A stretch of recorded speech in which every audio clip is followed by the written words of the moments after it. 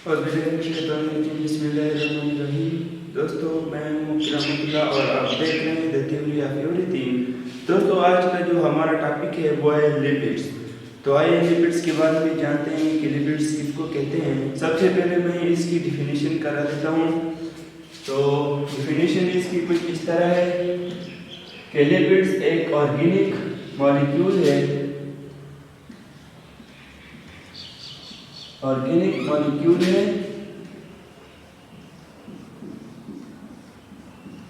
जो कि बना है यानी कंपोज्ड ऑफ, यानी लिपिड्स एक ऑर्गेनिक मॉलिक्यूल है जो कि बना है, किससे बना है, किन चीजों से मिलकर बना है, carbon, hydrogen, oxygen, nitrogen and phosphorus. दोस्तों इसकी डिफिनीशन में फिर से करा देता हूँ कि लिपिड एक ऑर्गेनिक मॉलिक्यूल है जो कि बना हुआ है यानी कंपोज है, किन चीजों से मिलकर बना हुआ है, carbon, hydrogen, oxygen, nitrogen and phosphorus. तो इसके अलावा दोस्तों लिपिड्स की कुछ प्रॉपर्टीज है वो भी मैं आपके साथ शेयर कर देता हूँ। Properties of lipid.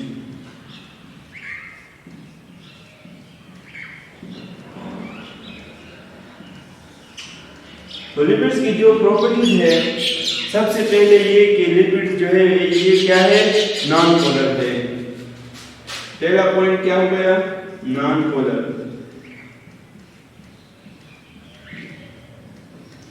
दोस्तों दूसरा पॉइंट जो हमारे पास है वो है कि लिपिड्स जो है ये इनसॉल्युबल है इन वाटर, यानी वाटर में ये क्या होता है, सोल नहीं होता।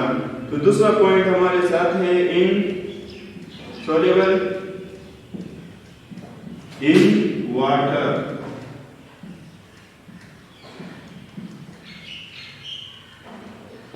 दोस्तों तीसरा जो पॉइंट है वो ये है कि ये सोल हो सकता है किसमें, अभी हमने बात की कि ये वाटर में इनसॉल्युबल है, लेकिन ये सोल हो सकता है किसमें, ऑर्गेनिक सॉल्वेंट में। क्योंकि लिपिड्स ऑर्गेनिक है तो ये भी किसमें हल होगा, ऑर्गेनिक सॉल्वेंट्स में हल हो सकता है। दोस्तों आप लोगों ने 9th में पढ़ा होगा कि लाइक डिसॉल्व लाइक।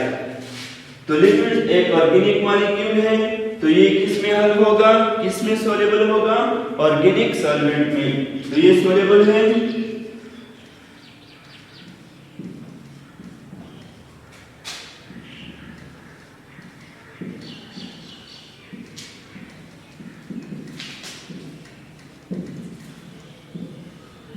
दोस्तों। तीसरा जो हमारे पास पॉइंट है वो है कि सॉल्युबल इन ऑर्गेनिक सॉल्वेंट। ये जो लिपिड्स हो गए ये ऑर्गेनिक सॉल्वेंट में क्या है, सॉल्युबल है। और ऑर्गेनिक सॉल्वेंट कुछ एग्जांपल मैं देता हूँ। पहले जो है मैं आपको एग्जांपल दूंगा, एसीटोन हो गया, ये भी ऑर्गेनिक सॉल्वेंट है।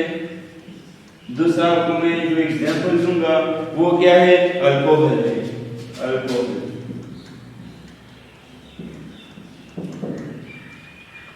तो दोस्तों ये थे 3 पॉइंट। इसके अलावा जो चौथा पॉइंट है वो मैं आप लोगों से एनर्जी के बारे में बताऊंगा। कार्बोलिपिड में कि लिपिड्स में कितनी एनर्जी होती है, कार्बोहाइड्रेट से ज्यादा होती है, कम होती है, प्रोटीन से लिपिड्स में एनर्जी ज्यादा होती है या कम होती है। तो लिपिड्स में एनर्जी ज्यादा होती है as compare to protein and carbohydrates. More energy stored than protein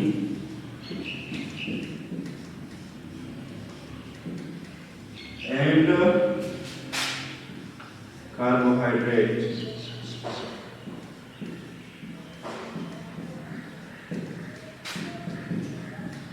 तो दोस्तों चौथा जो पॉइंट हमारे पास आता है वो है कि लिपिड्स में ज्यादा एनर्जी स्टोर होती है as compare to protein and carbohydrate.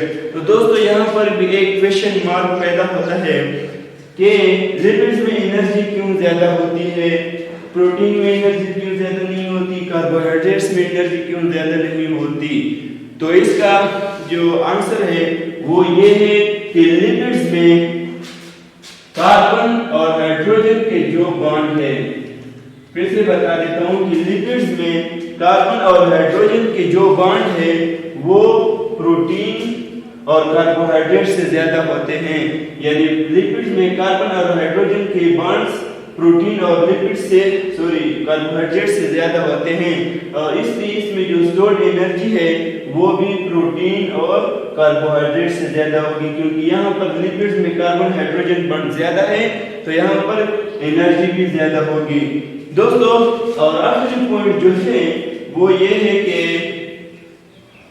कि लिपिड्स जो है, लिपिड ये बेसिकली बना है किससे, basically composed of fatty acid.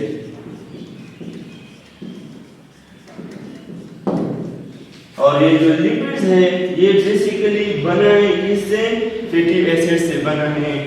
Fatty acids के बारे में मैं आपको कुछ डिटेल दूंगा। दोस्तों, फैटी एसिड्स के बारे में जानते हैं कि फैटी एसिड किसको कहते हैं, और फैटी एसिड्स की मैं डेफिनेशन करा देता हूं कि फैटी एसिड ये एक लॉन्ग चेन है कार्बोहाइड्रेट्स का, ये एक लॉन्ग चेन है हाइड्रोकार्बन का,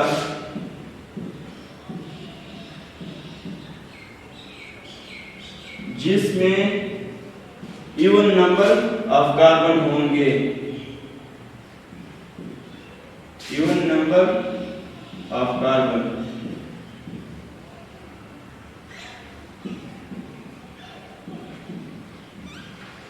एक बार फिर से बता देता हूं कि फैटी एसिड ये एक लॉन्ग चेन है, लॉन्ग चेन है, ये एक लॉन्ग चेन है हाइड्रोकार्बन का, जिसमें इवन नंबर ऑफ कार्बन होंगे। तो दोस्तों, ये तो हमने जान लिया कि फैटी एसिड एक लॉन्ग चेन है किसका, हाइड्रोकार्बन का, और इसमें इवन नंबर ऑफ कार्बन होंगे। तो ये जो नंबर है वो कितने होंगे वो मैं यहाँ पर लिख देता हूँ कि तकरीबन 4 से लेकर 36 तक कार्बन एटम्स हो सकते हैं या होते हैं, कार्बन एटम्स। तो दोस्तों, एक बार मैं आपको फिर से रिवाइज करा देता हूँ। फैटी एसिड ये एक लॉन्ग चेन है हाइड्रोकार्बन का, जिसमें even number of carbon atoms होंगे, और वो कितने होंगे, यानी 4 से लेकर 36 तक कार्बन एटम एक फैटी एसिड में होते हैं। इसके अलावा जो सेल्स में जो फैटी एसिड है, यानी फैटी एसिड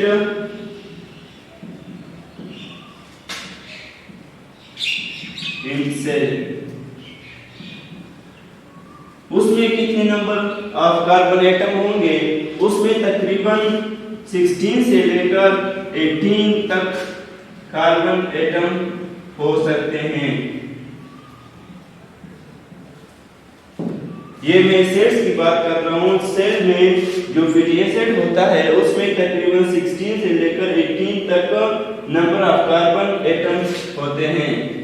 इसके अलावा दोस्तों, फैटी एसिड्स के 2 टाइप हैं।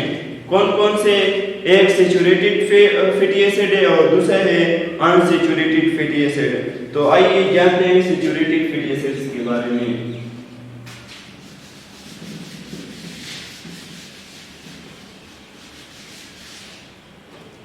सैचुरेटेड फैटी एसिड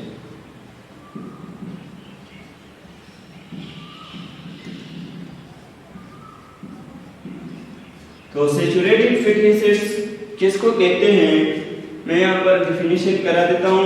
यानी वो fatty acid, those fatty acid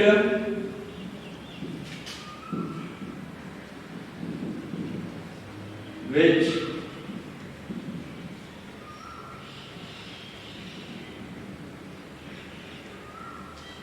यानी वो फैटी एसिड जिसमें which do not contain double bond, यानी वो फैटी एसिड जिसमें डबल बॉन्ड नहीं होंगे तो उसको हम क्या कहेंगे? Saturated fatty acid.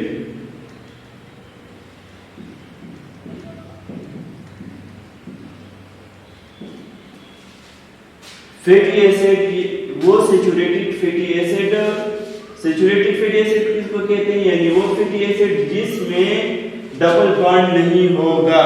इसके अलावा एक और पॉइंट है, can not accept more hydrogen, यानी वो ये क्या करेगा? और हाइड्रोजन एक्सेप्ट नहीं करेगा। जाहिर सी बात है कि यहाँ पर अगर डबल बॉन्ड नहीं होते, सिंगल बॉन्ड होगा, तो सिंगल बॉन्ड है वो क्या करेगा? हाइड्रोजन के साथ रिएक्शन नहीं कर सकता, यानी हाइड्रोजन के साथ बॉन्ड नहीं बना सकता। Can not accept more hydrogen.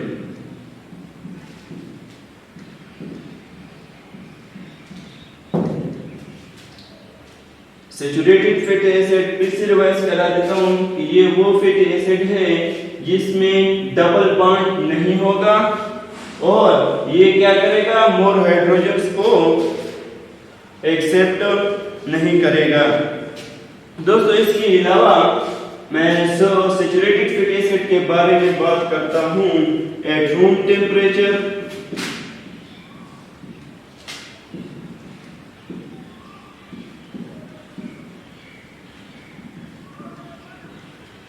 कि रूम टेम्परेचर में जो फैटी एसिड है वो किस फॉर्म में रहेंगे? तो रूम टेम्परेचर में फैटी एसिड सॉलिड की फॉर्म में रहेंगे, यानी सॉलिड होंगे, लिक्विड नहीं होंगे। सैचुरेटेड फैटी एसिड है वो रूम टेम्परेचर पे क्या होंगे? सॉलिड होंगे। इसके अलावा इसकी जो एग्जांपल है वो मैं कुछ लिख देता हूं। पहले जो एग्जांपल है वो ये है ब्यूटाइलिक एसिड हो गया, जो कहां पर मौजूद होता है? बटर में मौजूद होता है। इसके अलावा दोस्तों एक और एग्जांपल है जिसको हम क्या कहते हैं? फॉस्फेटिक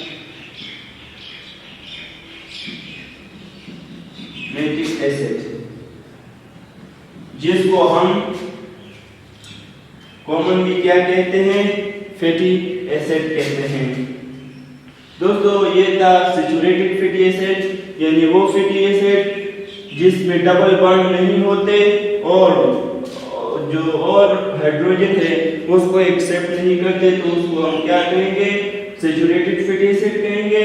और ये रूम टेम्परेचर पे सॉलिड फॉर्म में रहेंगे। इसके अलावा इसकी जो एग्जांपल है ब्यूटाइलिक एसिड हो गया, वो कहां पर मौजूद होता है? बटर में मौजूद होता है।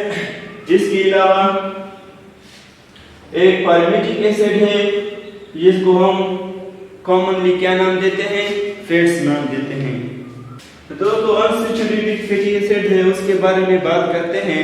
तो सबसे पहले मैं आपको ये बता दूं, अगर आपको सैचुरेटेड फैटी एसिड्स की समझ आ गई है तो ये बिल्कुल आसान होगा, क्योंकि ये दोनों क्या है? एक दूसरे के ऑपोजिट हैं। वहां पर हमने कहा था कि वो फैटी एसिड जिसमें डबल बॉन्ड क्या होगा? नहीं होगा और मोर हाइड्रोजन एक्सेप्ट नहीं करेगा। यहाँ पर हम क्या कहेंगे कि वो फैटी एसिड जो जिसमें 1 से लेकर 6 तक डबल बॉन्ड होंगे और वो मोर हाइड्रोजन एक्सेप्ट करेगा, तो उसको हम क्या कहेंगे? अनसैचुरेटेड फैटी एसिड कहेंगे। यानी दोस फैटी एसिड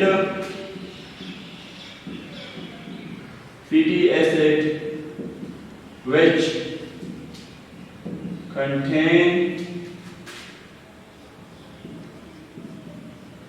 1, 2, 6 double bonds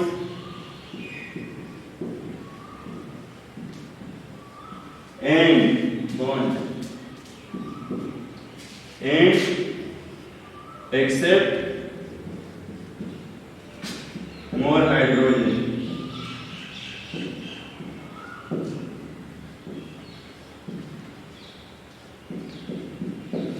तो ये थी फैटी अनसैचुरेटेड फैटी एसिड्स की डिफिनीशन। तो मैं आपको फिर से रिवाइज करा देता हूँ, यानी वो फैटी एसिड जिसमें डबल बॉन्ड होगा, यानी 1 से लेकर 6 तक डबल बॉन्ड हो सकते हैं या होते हैं। और ये क्या करेगा, मोर हाइड्रोजन एक्सेप्ट करेगा, तो इसको हम क्या नाम देंगे, अनसैचुरेटेड फैटी एसिड्स का नाम देंगे। और इसके अलावा ये कौन से फॉर्म में रहेगा, एट रूम टेम्परेचर, तो ये लिक्विड फॉर्म में रहेगा एट रूम टेम्परेचर, यानी रूम टेम्परेचर में अनसैचुरेटेड फैटी एसिड हैं वो कौन से फॉर्म में रहेंगे, लिक्विड फॉर्म में रहेंगे, जबकि जो सैचुरेटेड फैटी एसिड्स था वो सॉलिड फॉर्म में था। इसके अलावा फैटी एसिड्स के जो एग्जांपल है उसमें ओलिक एसिड है जो कि कहां पर मौजूद होता है, प्रेजेंट इन ऑयल में मौजूद होता है। और इसमें कितने डबल बॉन्ड होते हैं, इसमें एक डबल बॉन्ड होता है।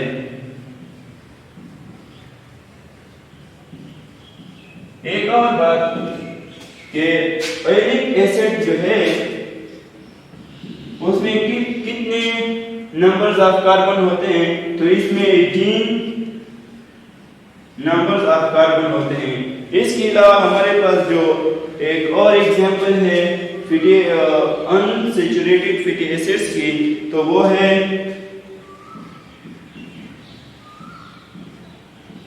Phenolic acid. फेनोलिक एसिड, इसमें भी तकरीबन 18 नंबर ऑफ कार्बन होते हैं। फेनोलिक एसिड हो गया, इसमें भी तकरीबन क्या होते हैं, 18 नंबर ऑफ कार्बन होते हैं। और इसमें इसको हम कॉमनली क्या कहते हैं, ऑयल कहते हैं।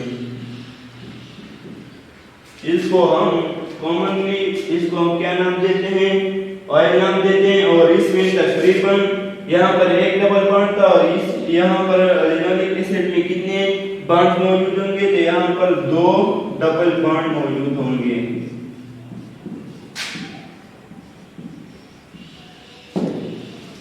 तो दोस्तों यहाँ पर मैं आपको फिर से रिवाइज करा देता हूँ, अनसैचुरेटेड फैटी एसिड यानी वो फैटी एसिड जिसमें तकरीबन 1 से लेकर 6 तक डबल बॉन्ड होंगे और वो क्या मोर हाइड्रोजन एक्सेप्ट करेगा, तो इस फैटी एसिड को हम क्या नाम देंगे, unsaturated fatty acid. Unsaturated fatty acid जो है वो लिक्विड फॉर्म में रहेगा एट रूम टेम्परेचर। यहाँ पर मैंने कुछ एग्जांपल भी लिख दिए। ऑयलिक एसिड हो गया जो कहां पर मौजूद होता है, ऑयल में प्रेजेंट होता है और इसमें तकरीबन यानी ऑयलिक एसिड में तकरीबन एक डबल बॉन्ड मौजूद होता है। इसके अलावा इसमें 18 नंबर ऑफ कार्बन मौजूद होते हैं। फेनोलिक एसिड जो हो गया उसको हम कॉमनली क्या नाम देते हैं, ऑयल का नाम देते हैं और इसमें तकरीबन 2 डबल बॉन्ड मौजूद होते हैं। तो दोस्तों आज के लिए इतना ही। अगर आपको हमारी ये वीडियो अच्छी लगी हो तो प्लीज़ इसको लाइक, शेयर और हमारे चैनल को सब्सक्राइब करना ना भूलिएगा। इंशाल्लाह कल मिलते हैं एक और इंटरेस्टिंग टॉपिक।